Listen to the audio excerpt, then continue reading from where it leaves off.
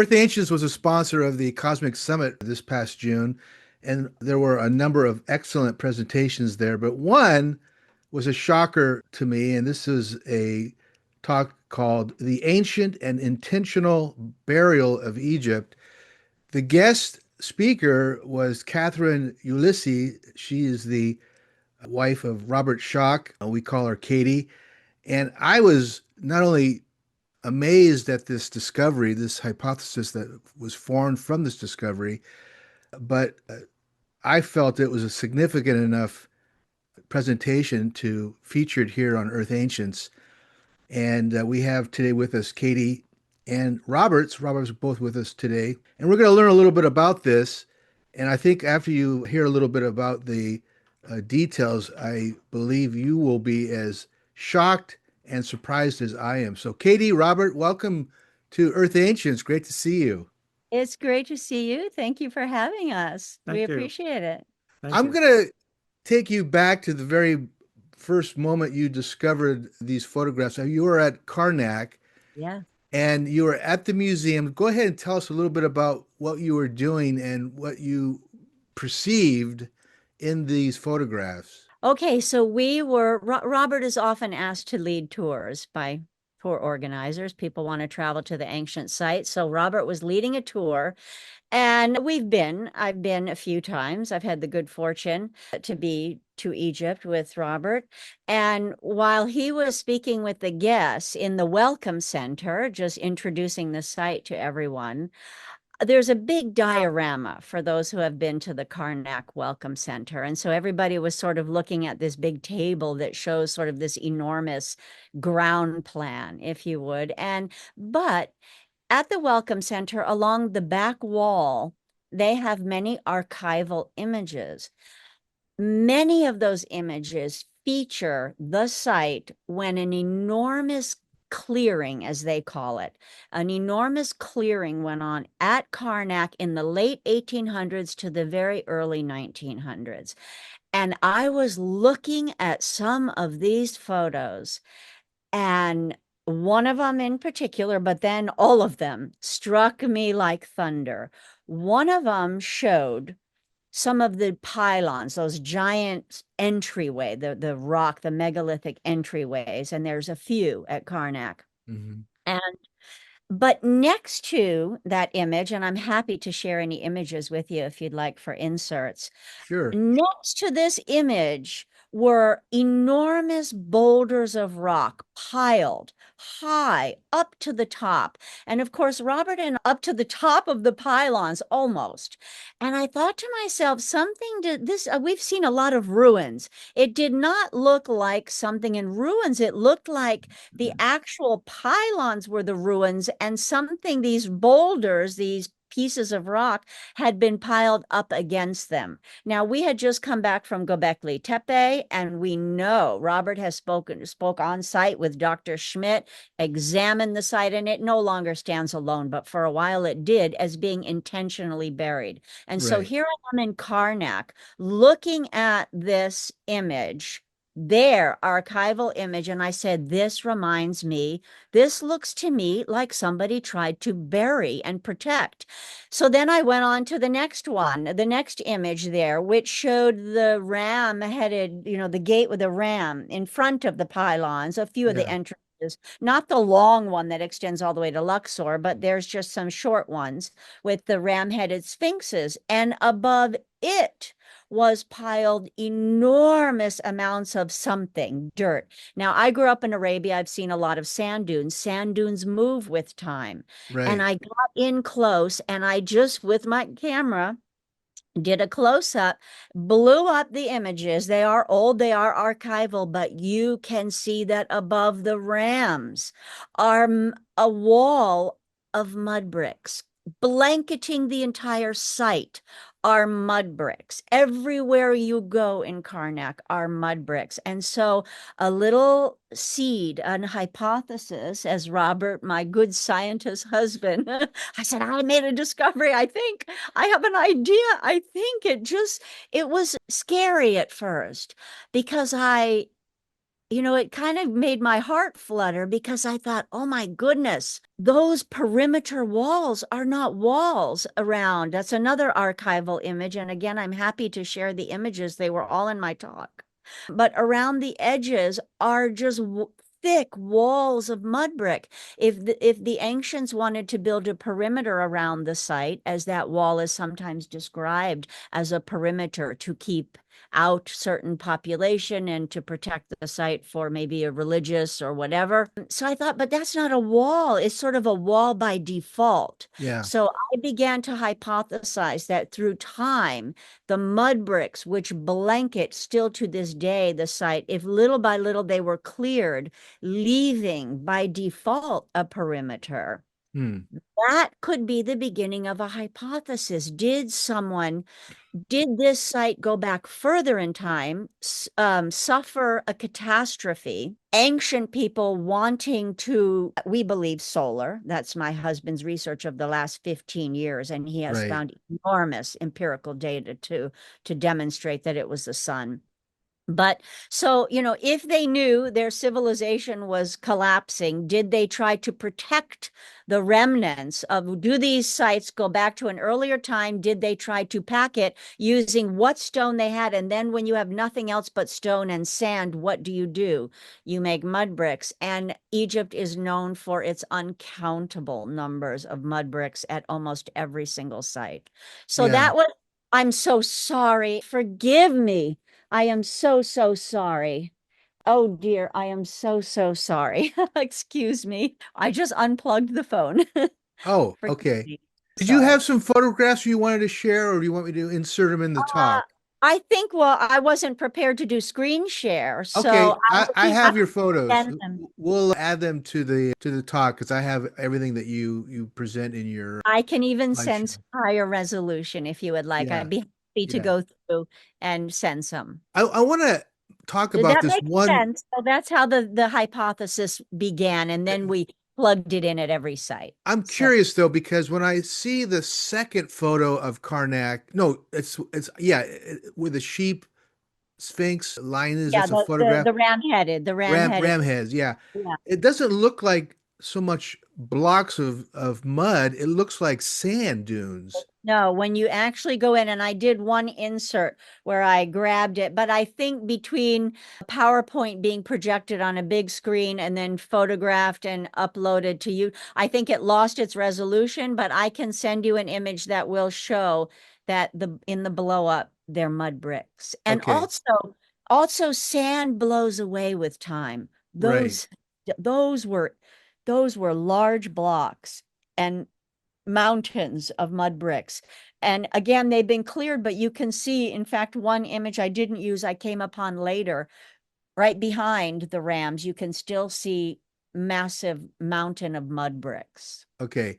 So is it your hypothesis that the mud bricks were put over these temples following the catastrophe that Yeah. Robert?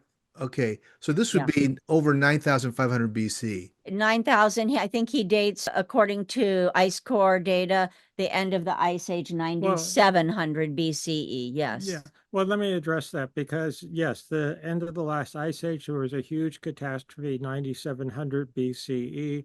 We have good dating with Göbekli Tepe on that was when it was covered over, when it was intentionally buried, etc. Here, Mhm. we do not have that type of dating. We don't have radioisotope dating, for Yeah. instance, on the mud bricks, etc. So could there be other catastrophes since then where some of this could be involved? I mean, right now, this is a working hypothesis. I personally would not want to go putting precise dates on it. It's very Yeah. tantalizing, Yeah. but we don't know exactly the chronology. We do have a situation where you have, and we have good data for this isotope data, where you have a major solar outburst at the end of the last ice age, but you also have other solar outbursts. We'll call it smaller Subsequent. catastrophes subsequently. Yeah. So when this was done, when things were intentionally buried, when they might have been pulled out and refurbished, then buried again, etc., it gets very complex. And this is part of what has to be sorted out. but we're at the beginning now, stages of this working hypothesis. It's exciting, actually. It's very It is exciting. exciting. At the end of the talk, I showed an isotope graph, which measures the activity of the sun from the end of the ice age to present. So like 12,000 years of ice core data. And it showed massive explosions, high highs, low lows at the end of the ice age, but it showed them for a couple thousand years subsequent to the end of the ice age. So the sun remained unstable, erratic, high highs, low lows, high highs, low lows for like 2,000 to 3,000 years before it sort of calmed down and became more quiescent. And then, of course, you have the early beginnings of the reemergence, as Robert calls it in his books, the reemergence of civilization, where we now, some people think is the beginning of our civilization, but it is the reemergence, of course, because Göbekli Tepe demonstrates too, there was someone here at a very early period. So Yeah. I want to ask Robert, your hypothesis is similar. I guess you're together, so it's the same hypothesis. But if they were placing these protective walls of mud brick over the temples, you're assuming it's 9,700 BC. What are you assuming the No, I'm time not period? assuming that at all. That's why I was just trying to yeah, explain. I yeah. know, but I'm just trying to think because we want to get a sense of when the pharaonic period starts. The middle, the middle, and the late kingdom. We have the Oh, okay. rough dates. 3,500, right? Yeah, the dynastic period, the pharaonic period begins actually about middle fourth century to late fourth, I'm sorry, not century, millennium, middle BC. to late millennium BCE. So let's just think in terms of classic date would be about 3100 BCE. 3100 BC. About Okay. 3100 BCE, so just over 5,000 years ago. And that's when you have Upper Kingdom, Upper Egypt, Lower Egypt united into a dynastic structure, etc. I mean, the history of dynastic Egypt is very complex unto itself. And now when we're pushing back before dynastic Egypt, before the Yeah. classic pharaonic period, it gets very complex in large part because we don't have a lot of data. So that gets back to what Katie was just talking about, and I was mentioning that we don't at this point have a good chronological time frame of exactly when these catastrophes and covering over might have been, when there might have been rebuilding, reappropriation, but the evidence is very tantalizing, and I think we're developing it better, more and more with this hypothesis, and then looking for evidence to either refute it or to corroborate it, that these structures, at least some of them, go back to an earlier period before dynastic times, were being reutilized, refurbished. Could some of them go back to the end of the last ice age? I think that is quite conceivable. Mm. Why? Because my early work over 30 years ago, 35 years ago now, began with the Great Sphinx. And I am very confident that the core body of the Great Sphinx and structures associated with it, like the Sphinx Temple, the Valley Temple, certain structures on the causeway going up to the Khafre Pyramid, go back to that early period, pre Mm. and the last ice age, pre 9700 BCE. So this is Okay. expanding on that research. Right. Katie, where do we see these mud bricks? You have Karnak as one place. I have seen them at Dendera at the Hathor Temple. And I'm curious, give us, I mean, why would they put a wall of mud bricks around the Hathor Temple and not, did they clear them away and we're looking at the, oh, That is what we think, that they were covered at one time. But through time, the difference between Göbekli Tepe, of course, which is our precedent, and Egypt is that the Göbekli Tepe lay pristine, but Egypt's been lived in since the reemergence of civilization. So through time, and these are mega tourist sites for all of history, right. slowly, they've been cleared away, but actually every single site we've been to shows evidence that this hypothesis can be plugged into it. For example, the Hawara pyramid, again, just a mountain of mud bricks over megaliths, in essence, protecting something older megalithic, because the one thing the sun can destroy is giant stone. It can melt it, turn it to natural glass. Hmm. Vitrified glass is not stable, it's more delicate, and with time it will blow away like dust. So we plugged it first within the context of the talk into Hawara. Then we went to the low-lying Esna. And literally, and I didn't even emphasize it in the talk, but I'll emphasize it here. When you go to Esna, it sits well below ground, as if the city has grown up around it. And every book or mention of this issue of it being low-lying comes from the statement that through time the Nile flooded and brought in silt and mud and everything. And the problem with that is the wall where you descend the staircase down, that staircase is affixed to a mountain of mud bricks. Hmm. And I found archival images that show mud bricks up to the top of the pillars. Around back, when you go, it's not mud, it's mud bricks. Hmm. Somebody shaped those mud bricks and buried that temple. Then we go to, so we did Karnak, Hawara, Esna, Dendera, Elephantine Island. I didn't even touch upon, but Elephantine Island is to this day blanketed with mud bricks. It's as though Yeah. they haven't really even started the clearing of Elephantine Island. You know, you just go there and on top of everything, everywhere. And then the few areas that have been cleared, I showed one picture of Elephantine Island at the end where Robert is standing on a massive megalithic ground block, but under that block are the broken circular pieces of pillars, as if to kind of make a foundation, lay something on top of it, and then come the mud bricks on top. So Hmm. everywhere we go, we see this repeating story of what appeared to be catastrophe, we'll say, like broken pieces being repositioned hastily or just repositioned, even if it's not perfect repositioning, get it into position, just like Göbekli Tepe, where there's some broken pillars and the top stuck on, and then Right. the secondary walls, and then over comes the fill. It seemed to be a recurring story, such that not only did I have heart palpitations, but our Egyptian guide had heart palpitations. Yeah. Even I showed one picture that Robert just happened to capture. We're just running with a tour, you know, you don't have a lot of time. And I shared the story with him, and he too just thought, oh my goodness, what if we need to look with new eyes and a different perspective? Yeah.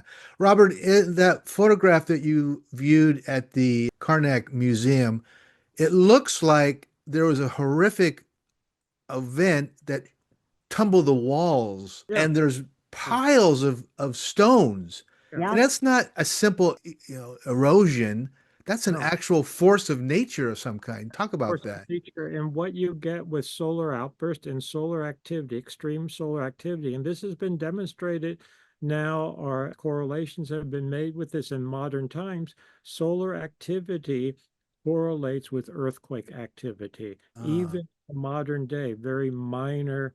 When I say minor, major solar activity for modern times, but minor relative to what has happened through history and prehistory, more or less, the solar activity, for instance, at the end of the last ice age, this is correlated with earthquake activity. This is something that is really very, very new in the sciences.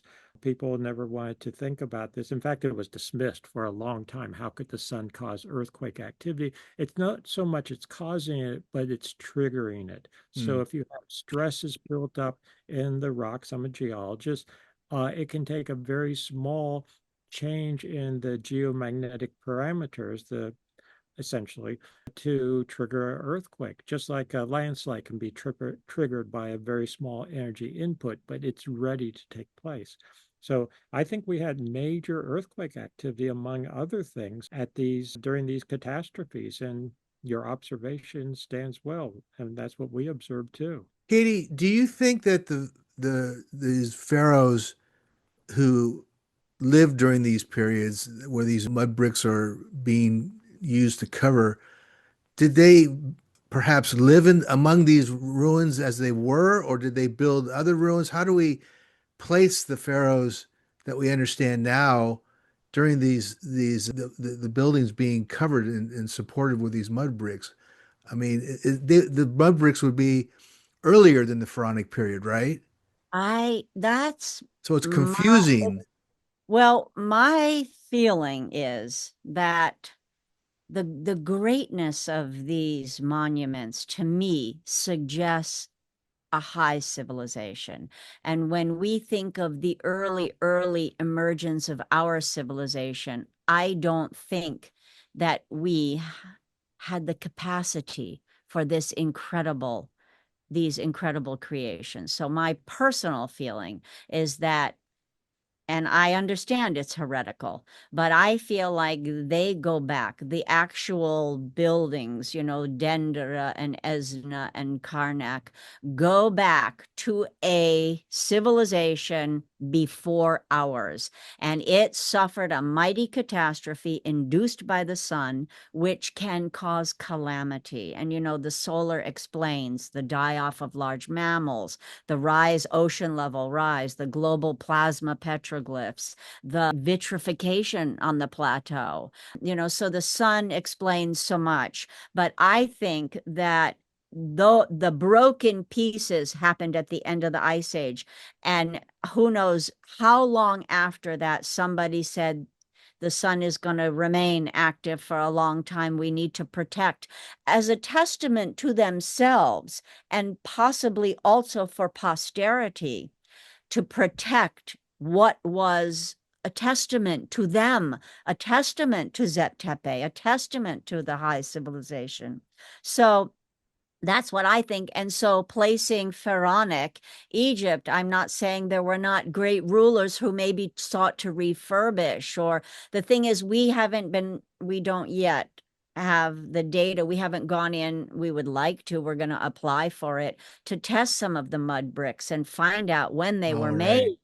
Yeah, I mean, there are some dates that go back to the earliest dynastic times on some of the mud brick mastabas, for example, at Saqqara. I didn't include Saqqara because it's a more complex, but there's evidence that the hypothesis fits Saqqara as well. I mentioned it a little bit with the Pyramid of Unas, which looks like just a rubble pile. It's literally looks like somebody piled rubble over it to protect the oldest inscriptions. When you go down and you see the walls, those are some of the oldest inscriptions that Egypt has. I mean, I really think that Egypt has the motherlode of a forgotten civilization. And if they would recognize it, or if they would like to investigate that with deepest respect for what they have. It's a continuation of something that existed there thousands of years before, I think. I mean, that's what we're beginning. And that's what many people have suspected, but to prove that has been hard because, incineration, the sun can incinerate, literally. Right. So I think a lot went poof. Yeah, Yeah. I think something else to keep in mind is that these structures, in answer to your question, are addressing this issue. There is evidence that they were being used, at least some of them, in dynastic times. Yes, they were. They all And they were. have inscriptions on them from the dynastic pharaohs, and we don't deny that. We don't ignore that. Some of them were reused and refurbished in Greco-Roman times. That's quite well known. Just as an analogy, today, 21st century, what do we have in a place like Rome? We have the Colosseum, which is almost 2,000 years old, yet that's being refurbished, reused, if you would. It's being taken care of. 12,000 years from now, are they going to say that the Colosseum is 21st century of our era, or are they going to put it back to the first century where it actually originates? These Yeah. things get very, I think, complicated trying Yeah. to sort it out afterwards. How far back do things go, for especially when they've been used and reused, reappropriated? You can literally see in many temple walls, and I'm sure you know this from going to Egypt, where pharaohs would scratch things out, if you would, or They carve would things out and scratch it. put their cartouche, their name But on see, things, which did not originate with them. But that every time you see an example of that, it looks like pitiful little graffiti Yeah. almost. I mean, I only mean it like to say what I've observed. It doesn't look like grand carvings of a new pharaoh. Sometimes it literally looks like just the scratching. And so they'll say, Yeah. here, this is evidence of this pharaoh. But it looks like a small piece of graffiti in one little area of the enormous complex. Yeah. And to attribute that, And I would agree, though, that the Egyptologists and others are correct. You see the name of Ramesses, who the person we call Ramesses II, for instance. Yeah, it's evidence of Ramesses. Absolutely. yes. That Yeah. doesn't mean he necessarily originated built the every, original columns, yeah, doesn't position them. it doesn't mean he originated everything that he put his name on. Yeah. But these guys, Ramses the great usurper, as everyone knows, he's putting his Correct. cartouche on everything. But, Robert, doesn't it make you think now that these pharaohs were survivors? They had a survivor mentality. I Yeah, just interviewed last year I interviewed Dr. Kara Cooney at UCLA. She has written a book called Reuse of Death. And this is there. I mean, the Egyptology community has known about this forever, but not really talked about it. That correct. they were massively reusing not only burial goods Hmm. and trinkets, but Hmm. buildings. And obviously, we know about the pyramids. The pyramids were not tombs; they were No. machines of some kind. So we really have it kind of ass backwards, don't we? Well, not us, but Also, In a way. the one little attribution of Khufu, it comes from graffiti in one of the quote relieving chambers, right? Who yeah, knows what those, if they're even relieving anything, but one of the chambers above has a little, ochre painting of Khufu. And so we attribute that monumental structure to Just yeah, Khufu. It doesn't, I don't think it's fair. I don't think it yeah. makes sense. Yes, he was there. Yes. Or how many people have had that name through time? I yeah, don't know. Share yeah. names. We name a son Well, after ourselves. We name a child. So, it's there. I think we have to well, relook at Yeah. some things. So well, Robert, if we look at one of my favorite temples, which is the Hathor Temple in Dendera, mhm. we see this wall. Is it your thinking that they dug it out? If the The mud wall, bricks were surrounding the temple, they yeah, dug it out, and what we see is the remains, which is this wall. remains of that wall. And that wall at that point, as Katie was explaining, it's basically a perimeter wall that was left after you remove other bricks. And they may have actually at that point meant it to be a wall, but it was really the remains of perimeter, which then you could turn into a wall if you would, especially during times of high chaos, if I could put it that way. Just like we have in the Dark Ages. I wanted to use an analogy. People are familiar with the Western Dark Ages, where it was a time of people building walled castles, etc., just because of the turmoil that was going on at that time. That doesn't mean that in the case of the Dendera Temple, the Hathor Temple, that it was necessarily walled initially. In fact, Edfu shows the same thing. yeah, Cliff. Edfu has a perimeter of mud bricks. Karnak has a perimeter of mud bricks. Colombo. But Kamombo has a perimeter of mud bricks. Hawara is a mountain over megaliths. Everywhere you look, you have Esna, in essence, is a perimeter. It's just the city now rests on top of that perimeter. Mhm. And so around it, they've just cleared around it in a smaller area. So it's literally like the Sphinx in its own enclosure, but that enclosure is a mud brick enclosure up to the top of the staircase. And It's a staggering thought. Literally, that staircase is affixed to a mount. You can see it quickly in my talk because even I didn't I went back and looked at it. And I thought I should have emphasized that more. That staircase is bolted into mud bricks. Wow. But remember Yeah. too, as they were clearing the mud bricks, what did they do with the mud bricks? In some cases, they could be clearing, they end up with And reusing what them, is effectively a perimeter wall, and then use other mud bricks to reinforce that. housing, whatever. Yeah. So some Yeah. of these mud bricks themselves, I suspect, were being used and reused and reused, just as we reuse construction Today. materials today. And Yeah. what else might be under, as that's interesting Well, thought, you because actually, that's a good point, Katie. You actually mentioned and you show a photo, I think it's at Hathor Temple, of that temple being built on top of a very broken. early, perhaps a temple or a structure of some kind. So who knows how old Hathor is? And Hathor has the broken pillars underneath it. Elephantine Island showed that similar thing where they took bases of pillars, like right behind you in your image, in your background image, you can see pillars, and then there's a big cylindrical base. I Yeah. mean, was that all that's left? And they used that base and laid something on top of it, and then came all the mud bricks. It seems to be a story that echoes and has now precedent, well confirmed by archaeologists. Göbekli Tepe intentional burial, Karahan Tepe intentional burial. in These Turkey, are in Turkey. And I think Egypt demonstrates that as well. We just didn't see it. The difference being we've lived in it. Sometimes something that you've lived in, you just don't see. And I think maybe it's fair, and we would love to go in and start doing some real testing of this hypothesis. I think it's fair, and I would love to. I mean, we apply with the deepest respect. Yeah, that's Yeah, a challenge to deal with the Antiquities Department yeah, of Egypt it is. because It is. they have Mm, their own motivations. yeah. yeah, but I Um, do. Yeah, I yeah, think. I'm curious.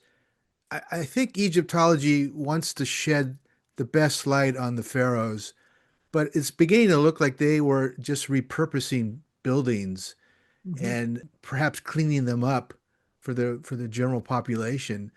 And I have found that Abu Simbel is such a engineering feat that I'm beginning to think that it wasn't built by Ramses II, that he just got in there and repurposed it and put his cartouche on the wall.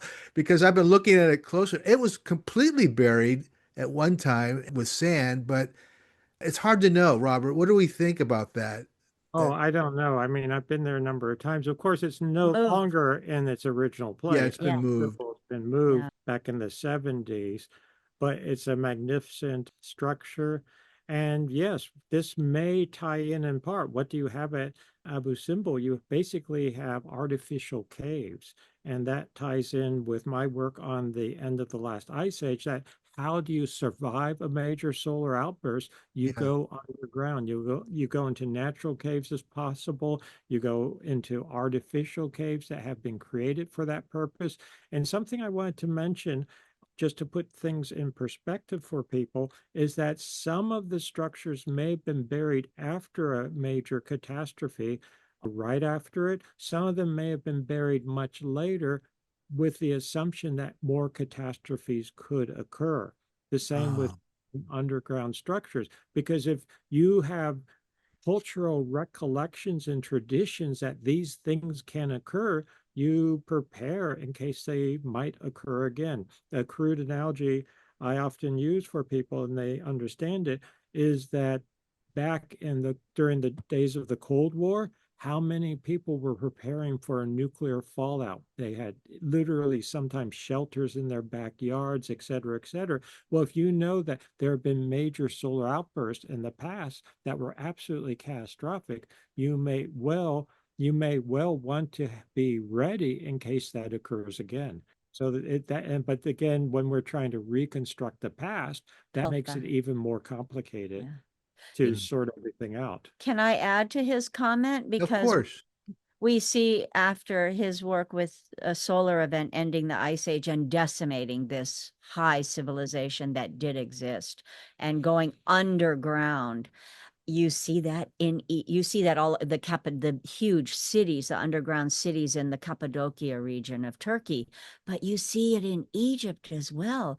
You have the Valley of the Kings, the Valley of the Queens, the Valley of the Nobles, the Valley. I mean, there's like So now do those go back? And did they literally carve their existence on those walls? I don't know. I know it's attributed to our civilization, but I know you guys, does it go back? Wait, I wait. mean, we yeah. can't, For does it go back? for the listeners, so that we clarify, because Katie just said our civilization, what she's referring to is the last 5,000 Thousand years years Right. versus earlier versus cycle of civilization that goes back to 10,000 Göbekli BC. Tepe and what we are referring to as Zep Tepe, a So- first time. So something that we've seriously been considering, and we are exploring this, of course, along with the other work and the other hypotheses, are that places like the Valley of the Kings, where you have these huge underground networks, yes, there is evidence of pharaonic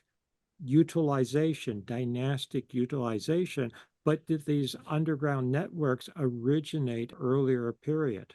Maybe they were expanded. And were they appropriated, Yeah. used, did whatever? Yeah, maybe they were expanded during dynastic times and used during dynastic times, but that doesn't mean they necessarily originated at that time. The same with the underground cities of Cappadocia in Turkey.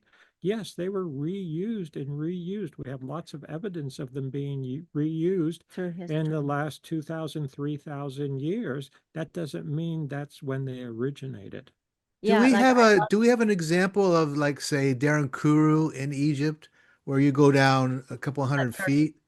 Turkey, you mean Darren Darren Kuru in Turkey, excuse Yeah, me. yeah. And Yeah. do we have examples like that in Egypt? I would Yes. the best examples are what we were just talking about. The But Valley of the Kings, the Valley of the Queens, the Valley of the Nobles, but they've all been reused, if we could use that term, appropriated, yeah. reappropriated, repurposed as, the classic view is tombs. I don't And yet see there though, are because I've been to the Valley of the Kings, and I don't see the same sophistication where you have air I would vents and water shafts and things like that, where a lot of people could survive over a good period of time.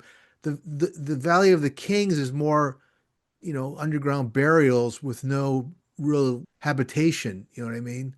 Okay, but one thing you have to realize or have to remember, and this is speculative, but there's a lot of suggestions that we have not fully explored the Valley of the Kings and There's et to be cetera. discovered. In fact, even in modern times, they find new, quote, tombs Or- behind walls. Yeah. They find new, like, I forget what it's called now, which they've numbered all the, quote, tombs, but one where it was supposed to be the sons, and they had all these rooms that they discovered in it, claim that it's all the son's burial, etc.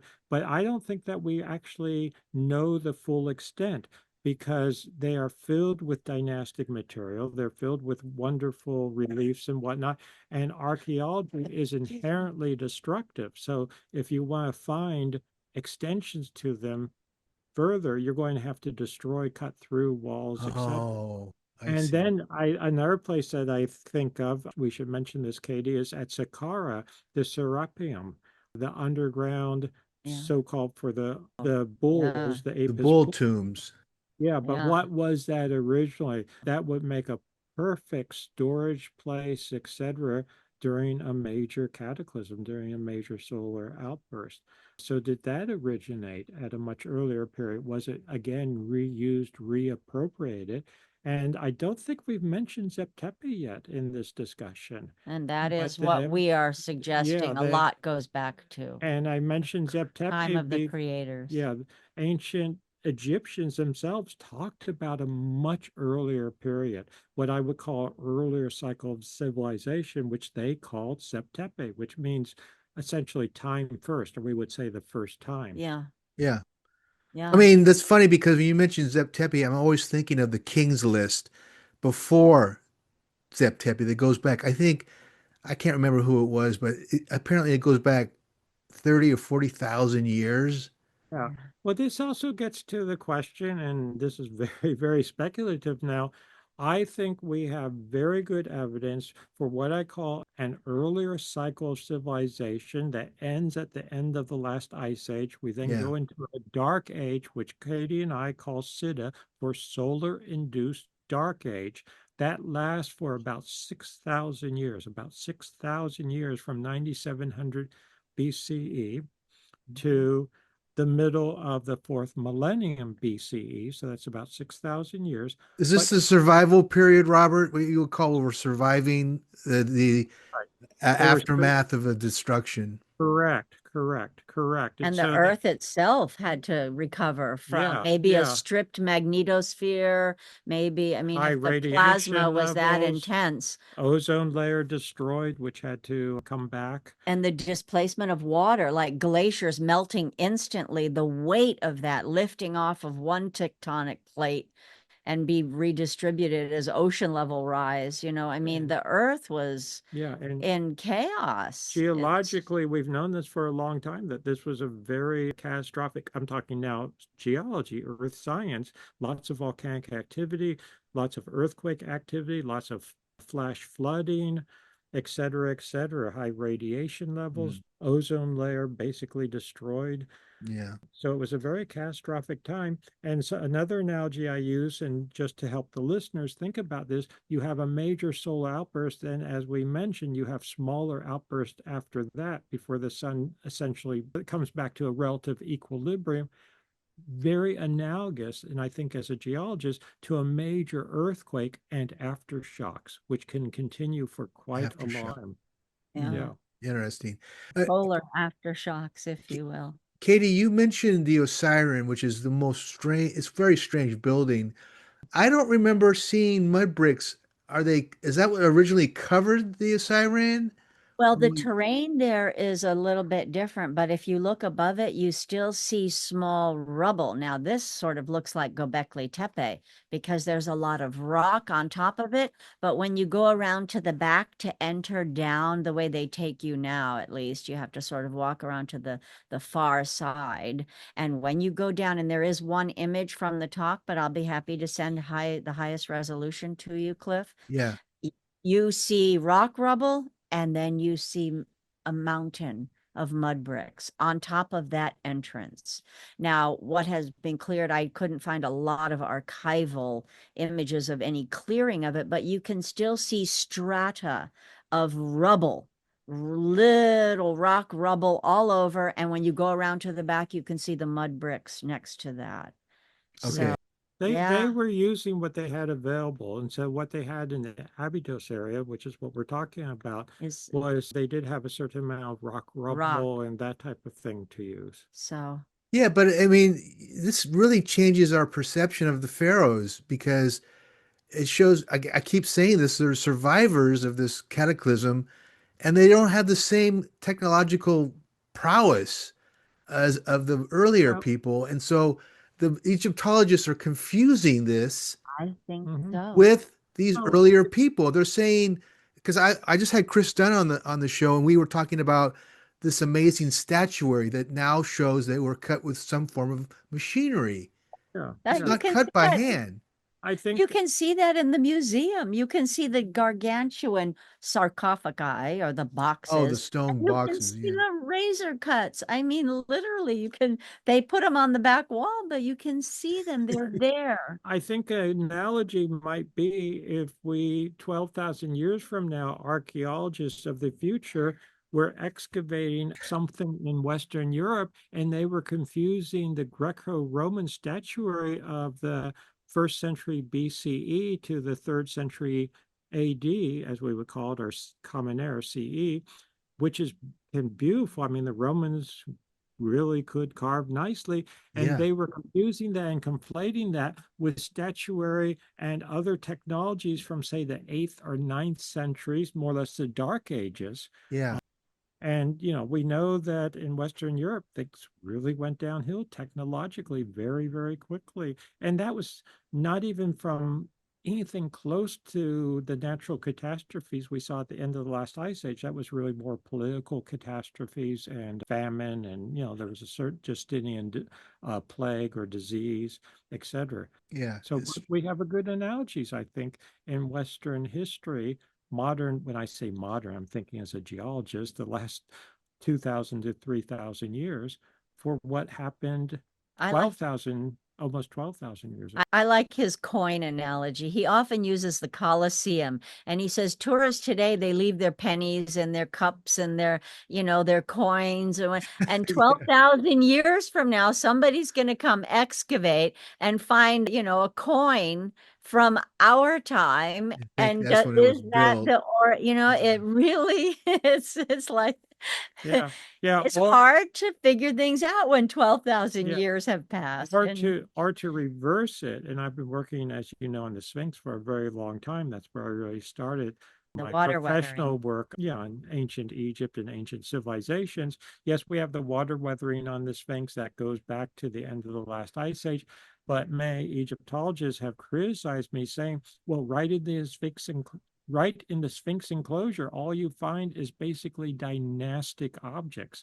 Well, anyone who has been in the Sphinx enclosure knows how small it is. It's been Yeah. used and reused and reused. It's been cleaned out numerous times, including in the 19th, 20th, and 21st centuries.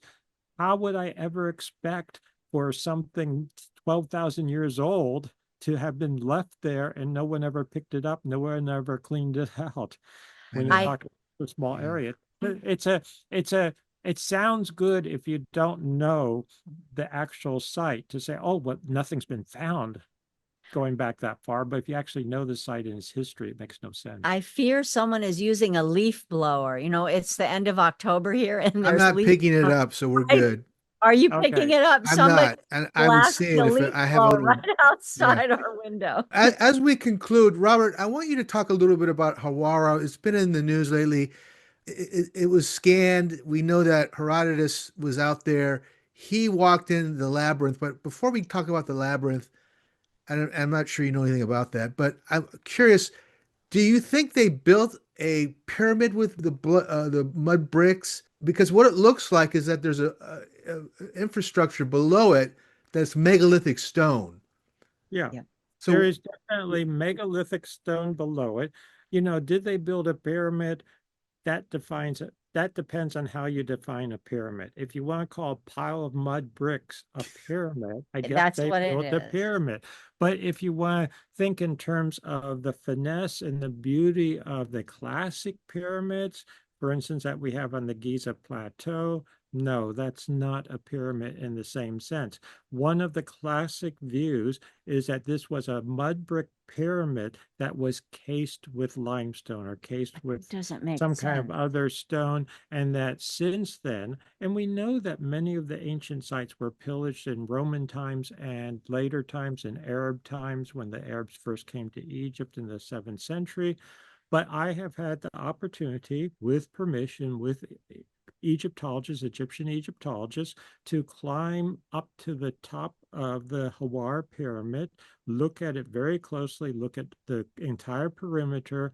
If it was once cased with limestone, which I don't think was the case, I would expect at least a few fragments of that limestone that to was my be next question. If you found some casing stones of some kind. Nothing. Nothing.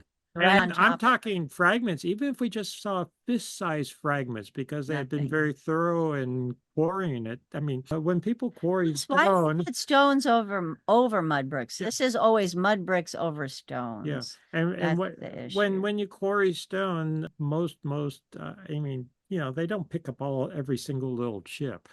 I would expect to find something if it had originally been cased, fine, looking pyramid.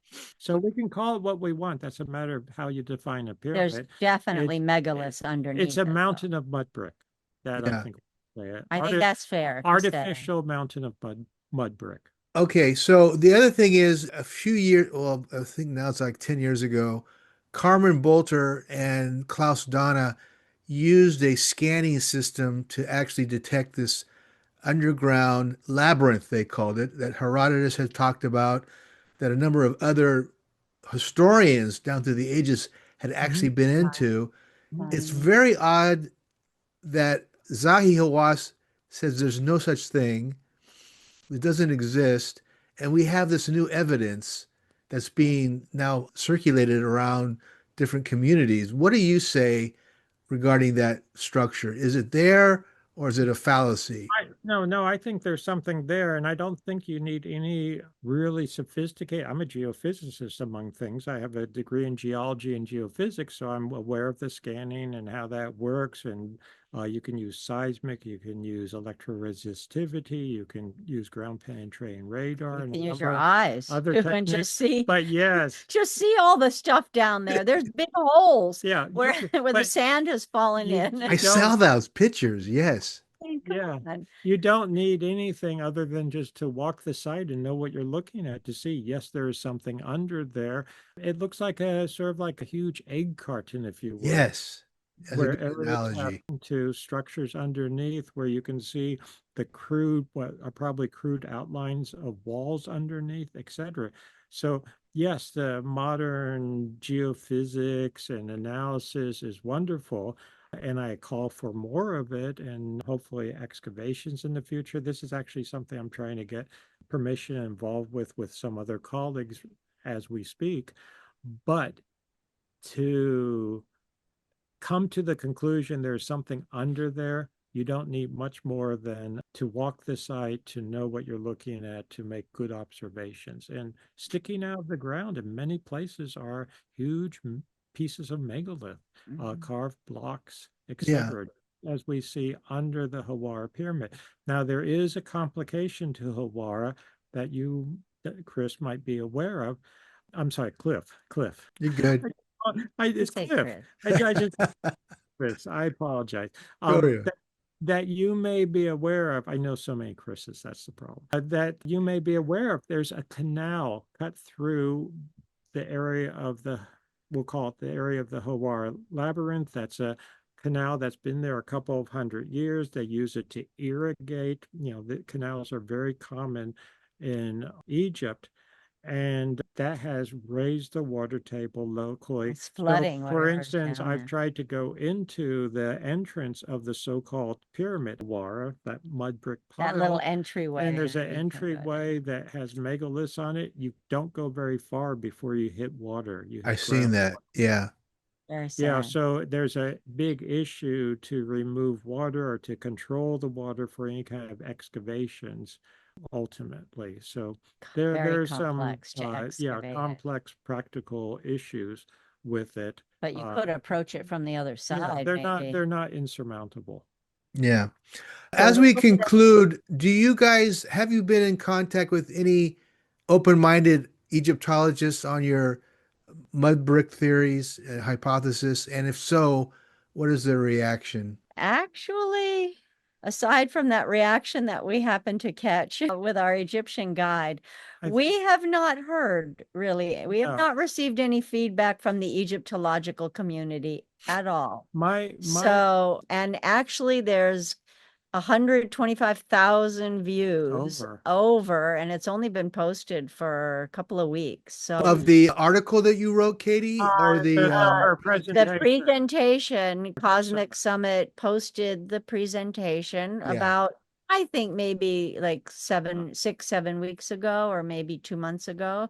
So it's gotten a fair amount of attention, well over 100,000, 125,000. But we have not received a lot of comments underneath it, almost all of them favorable, like 700 comments, almost everyone saying, oh my goodness, yes. But no, we've not received any academic feedback or any comments like that. To put this in perspective, depending, and I don't know what I want to read into it or not read into it, but I have some experience in the sense of reactions from Egyptologists. And when I first present my work on the Sphinx and suggesting the body of the Sphinx goes back to a much earlier period, they were very, very quick to react negatively and to really come after me. Scared, screaming in terror. Yeah. I mean, when I say really quick, I mean within hours of my initial presentation at the Geological Society of America back in the early 1990s, the reaction has not been that. You mean the one with you and Mark Lerner? I'm sorry? You and Mark? John Anthony West. John Anthony West. Yeah, Mark Oh. Lehner. Oh, Mark Lehner. Well, yeah, Yeah. he called me all kinds of names. Yeah, I thought you were referring to that debate that you had to be an academic to debate. Yeah, But my point is, and that was not the initial, that quote debate at American Association for the Advancement of Science, that followed the Geological Society of America presentation, which was myself and John Anthony West. And as soon And as the we, geological community, they loved it. They thought yeah, it was they great. loved it.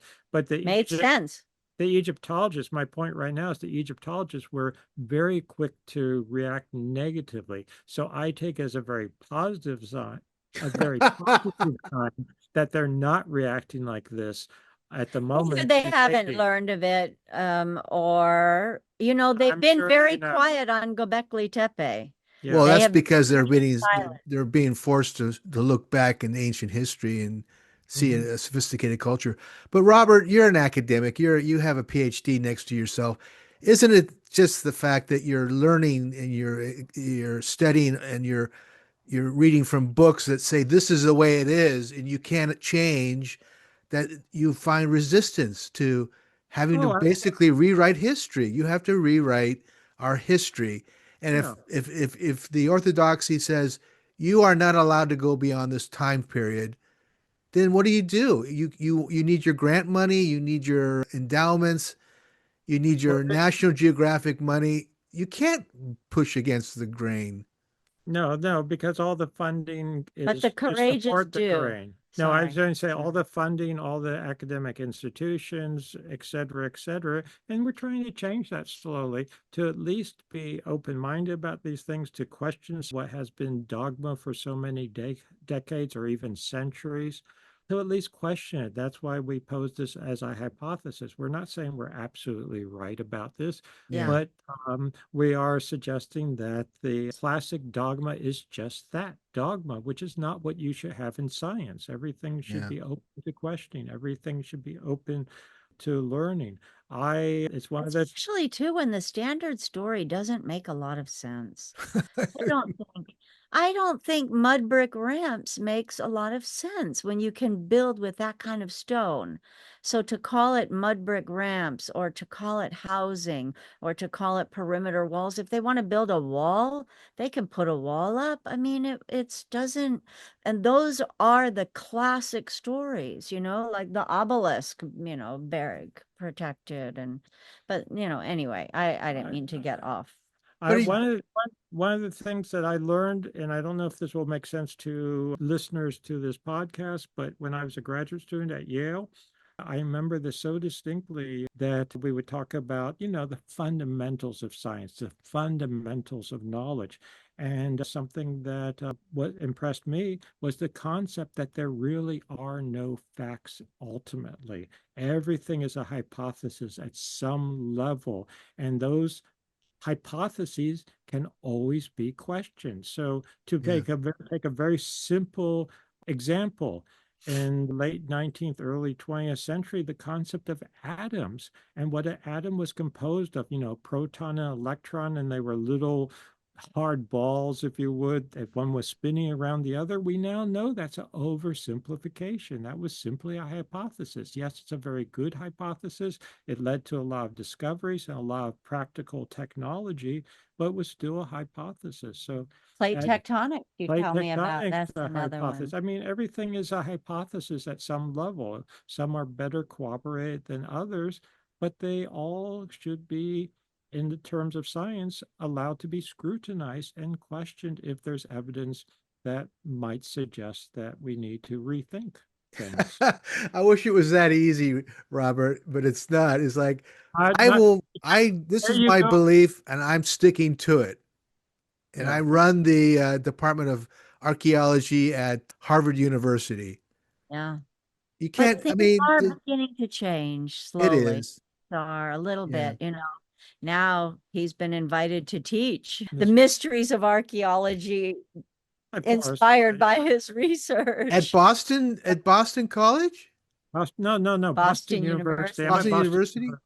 Yeah, Yeah. Boston Are University. you're Yeah. breaking out of geology, Robert? You're going to be teaching a course in archaeology? I taught a course, yeah. For I taught a college. course Yeah. called The Mysteries of Archaeology. And Wow. it was fun. It Fantastic. was fun. The students liked it. But yes, They loved it. The students, it was one of those huge on BU within the BU community, the but they loved problem, it. I was going to say, I think another way to put it is that science ideally, ideal science is one thing. Practitioners of science are humans, and they have personalities, and they have reputations to uphold. They, how many people want to look back and they spent their career studying something only to find that they were not correct? How terrible. I know. I That's a know. that's a deflation right there. And it's hard to present something like that, especially when you mean no disrespect to anyone. You just go and you look and you see and you question, we're Yeah. curious. And And when coming back from Göbekli Tepe and looking at that, it seemed, well, they seemed reasonable thoughts. And then they became a lot of reasonable thoughts. And so we tried to present them as that, a whole bunch of echoes of the same message. So Yeah. And I've always viewed my work and Katie's work now that I'm just where we are opening up the boundaries. We're making essentially there's more to study, there's more to learn, not less. I mean, my original work with the Sphinx back, I can remember this to this day, back in the early 1990s. I was thinking in terms of, oh, the Egyptologists should love this because I'm not denying the Old Kingdom. And later, they were using the Sphinx, they were refurbishing it, but it extends their history so much further back in time. They've got even more to study now. everybody would go. I mean, they want to boost in tourism. Yeah. If you're Oh looking my at God. Yeah, If Yeah. you're exactly. looking at the motherlode of a forgotten civilization, you're going to have every tourist in the world looking at Egypt. I But don't understand why there is so much resistance to early prehistory Yeah. and possible advanced Everything. civilizations, not only in Egypt, but in Central America and Mexico. Mhm. It's Yeah. just, it's just like they can't It's very confusing. break their teachings or something. It's weird. Yeah. I've been accused, this might tie in with that. I've been accused more than once by Egyptologists, and I don't want to name a bunch of names, but I'm somehow with my work on the Sphinx in particular, and then my extended work, that I'm stealing Egypt from the Egyptians. He's I have stealing. no clue Yeah. what They that say means you're stealing because Egypt from the Egyptians. the Sphinx is Is carved out of solid rock on the Giza Plateau. Whoever was carving it, we can call them Egyptians. They may have been Egyptians from 12,000 years ago, but they were still in Egypt. They were doing their thing in Egypt. I'm not stealing anything from the That has to Egyptians. do with the fact that they have low self-esteem and they don't, they want to have to be claiming all the discoveries and the new data, and they want to be the ones who are the head of the pack, and basically. it's very hard to And get again, permission to that do gets that. into sociology and psychology of the modern practitioners. No, Yeah. If seriously. you apply and you're doing something that fits the standard narrative, you might get an acceptance of your application. But if you present a hypothesis that challenges that, the odds of receiving a Much permission lower. are much lower. And Well, that's I mean, Robert's been there before digging Funny around, that. drilling holes and stuff. So I would think that if you guys go over there to do some research on this work, he's going to have a foot in, perhaps. Yeah, yeah, better than some, but still it's tough. I mean, the politics of Egypt are difficult. And he has I Challenging. Yeah. impeccable I do credentials. think that I'm hopeful that it's changing We'd with like younger Egyptologists coming into the fold and being more open-minded, because I think it also sort of a psychological truism that what you grow up with, and when I say grow up, I'm talking now what you are maybe exposed to as a graduate student, etc., sticks with you. So, and I do think that there's more openness now to extended, I'll call it extended time frame for civilization. Right. And there's also now, and I think this is very positive, sort of we're seeing sort of a competition or rivalry between Turkey and Egypt, a Yep. friendly competition of who has the older Yep. evidence Yeah. of civilization. Yep. So, maybe this will start gaining Egyptians and Egyptologists Looking at and what they have Egyptian differently. politicians Yeah. to recognize that it's not just Turkey where you have things from 12,000 or so years ago. But You have in Egypt Egypt also, might and have. quite sophisticated things in Egypt, just I like am you have so glad that the Egyptians finally opened this $1 billion museum. Yeah. the It's Grand Yeah. Egyptian this Museum. November 1 apparently is going to be the full. Yeah. Are you going to Yes. be there next year to see it? We actually got a sneak preview because they opened parts of it the Oh, last I've time. seen, yeah, Yeah, yeah. so you could go in and see it, and it is just spectacular. 500,000 feet of space for over 1 million artifacts. Yeah. Exactly. I'd love to see some anomalies come out of that. Hey, listen, we're coming to the conclusion here. Do you think the title is going to be The Ancient and Intentional Burial of Egypt by Inner Traditions? We can see it in a year or so, or what's going on? Yeah, okay, Thank you, we're working Cliff, on for that great support. I know a few people, but of course, publishing the books, that's a whole different animal. Yeah, we have received offers to publish this. Okay, good. We are putting it out as fast as we can. So thank you. Also We are make a very, case. we appreciate Okay. your Before I let patience. you go, I want you to talk about this wonderful children's book that you produced and tell our audience a little bit about it. Well, we realized or recognized that, and it actually came from somebody traveling with us. He said, "There's just nothing for my young son, and he's more into it than they are."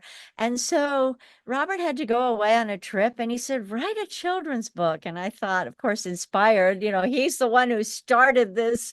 Yeah. This incredible alternative view of history, if you will. And so we together, Robert's help and a friend of ours, Lisa Perkins, who did beautiful illustrations, we Oh, wrote a right. children's book. And it is what we believe the first in a series. So it's called Adriana and the Ancient Mysteries.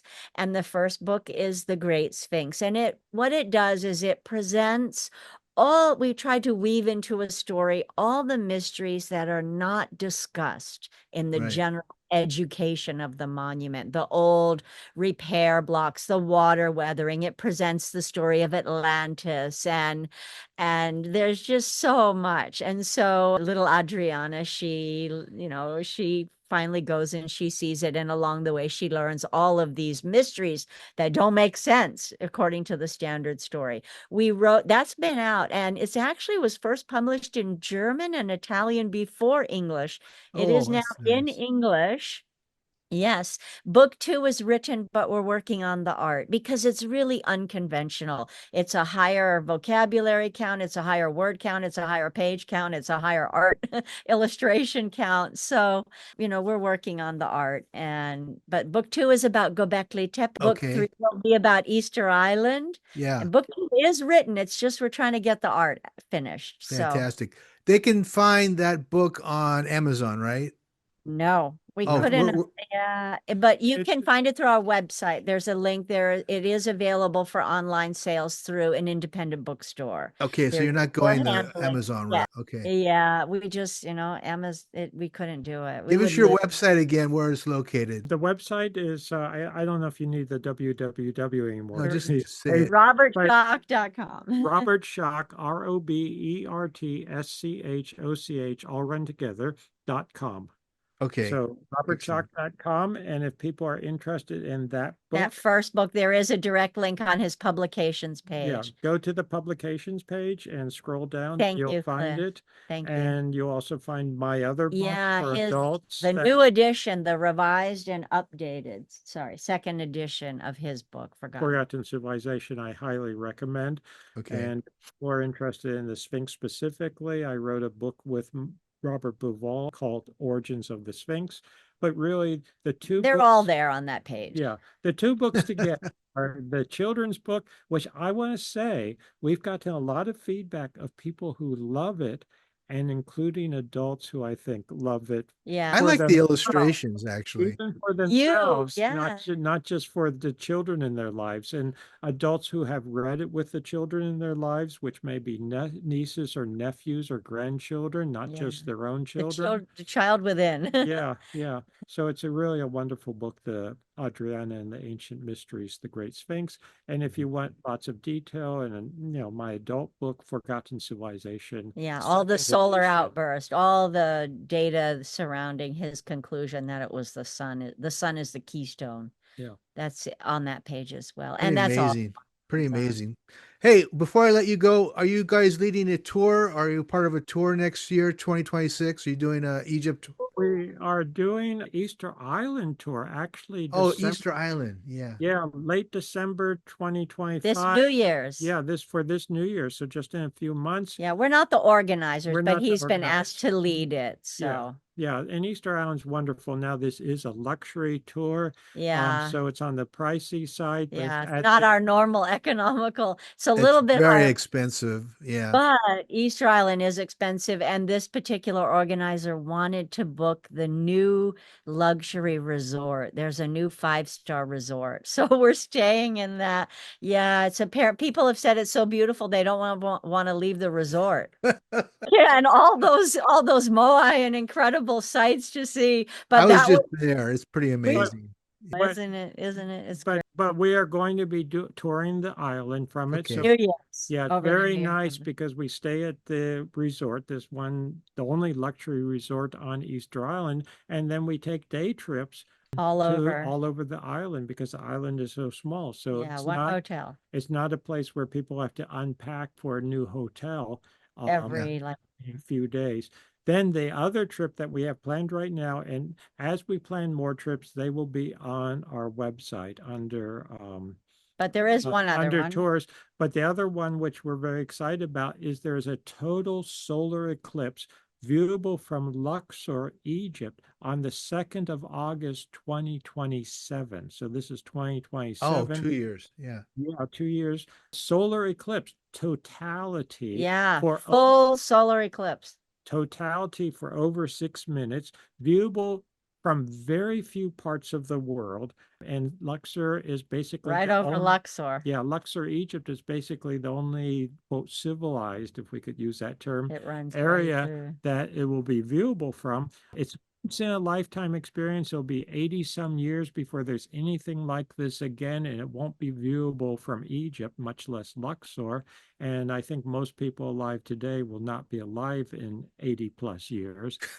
Yeah. Maybe a few 6 children. minutes of totality. Yes, over 6 minutes of totality. So we have designed tour around that. There's a 14-day version and a 9-day version, Yeah. but both of them, of course, include the totality view. Again, you're not the organizer. Yeah, we're not but the organizer. he's been invited Yeah. to lead it. And again, I hate to say it, it's a pricey tour, but in this case, not only are we staying at the best hotels, but we have hotels to stay at. Yeah, it's I was just sold going to out. ask you, do they supply the Yeah. folding chairs when you're in Egypt knows what it has, and And- they're already sold out. And they So book. So, Yeah. so our But organizer has already secured. has secured the hotel rooms, And the et boat. cetera. And once they're filled, they're filled. But Egypt knows what it has in the sense of not only will people go there to see ancient Egypt and the solar eclipse, but there are a lot of astronomers and people who are interested in solar events who are going there just because that's the only place you can see it from. That's so odd that you can only see it from that part of Egypt. That's weird. Yeah, Well, because it runs. You the- can look at the line. if It's on the think, internet. Think of Egypt. Goes right over Luxor. Egypt, where you can visit, is basically a band. It's along the Nile River from the south to the north. Egypt, the Nile flows from the south to the north.